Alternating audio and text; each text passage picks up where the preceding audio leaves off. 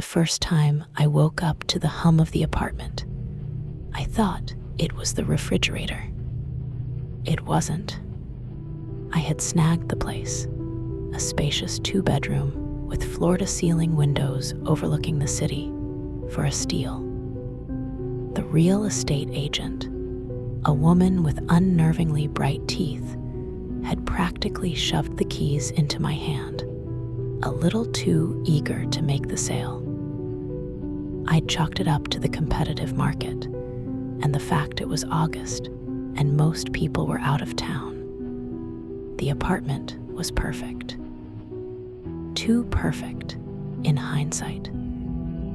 The lights always seemed to anticipate my needs.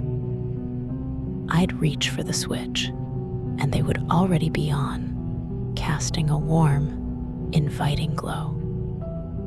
The temperature was perpetually a comfortable 72 degrees, no matter the weather outside. I remember thinking how lucky I was, escaping the constant city fluctuations that plagued my old apartment. Even the noise pollution seemed to fade away once I stepped inside, the city turning into a muted background hum. The building itself was odd. I rarely saw anyone, and when I did, it was just a fleeting glimpse of a blurry figure disappearing around a corner. It was as if they were deliberately avoiding any interaction. I tried to say hello a few times, but they'd either pretend not to hear or simply vanish like ghosts. I started to feel like I was the only person in the building. Days turned into weeks, and a strange sense of lethargy began to creep into my life. I'd come home from work, and instead of cooking dinner or tackling my to-do list, I'd sink onto the couch, feeling an overwhelming urge to simply rest. The apartment seemed to cradle me in its silence, encouraging me to relax a little more, to worry a little less. I started to lose track of time. Days blurred together, indistinguishable from one another. My social life dwindled. My desire to leave the apartment diminished to a barely there whisper in the back of my mind. I'd started skipping work, claiming some minor ailment, never feeling truly sick, but definitely never feeling well. One afternoon, I woke with a jolt. The hum, the low, almost imperceptible hum that I had accepted as part of the apartment's ambience, was louder.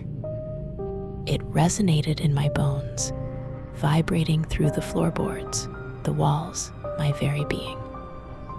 And for the first time, I felt a cold dread crawl beneath my skin. This wasn't comforting. This was consuming. I tried to open my laptop to Google the building's history, but the screen flickered, displaying only static. The lights dimmed, the walls seemed to press in a little closer. The comforting warmth of the apartment was replaced by a chilling, almost predatory coolness. It was as though I'd been lulled into a false sense of security. Now the mask was dropping. I stumbled to the door, reaching for the handle, but it was hot to the touch. A metallic, almost living heat emanated from it, and I pulled my hand away with a gasp.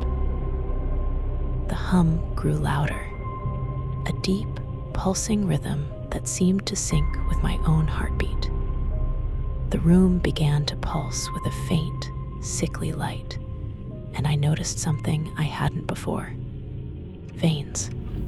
Countless, thin, pale veins ran beneath the surface of the walls, pulsing with that same eerie light. They seemed to grow, to to writhe like living things. Panic set in. I could feel the energy draining from me, as if something was sucking the life right out of me. The apartment wasn't just a building, it was a living thing, and I was its food. My energy, my life force, was what it craved. I'd been so comfortable, so complacent, that I hadn't noticed I was slowly being devoured. I clawed at the door, screaming, but the sound was swallowed by the hum, by the rhythmic pulsing that was growing stronger with every moment. The walls were closing in. The veins were reaching for me, their cold, skeletal tendrils brushing against my skin. My once perfect apartment had become a prison, a living nightmare, and I was trapped within its hungry embrace. I was going to become part of the hum,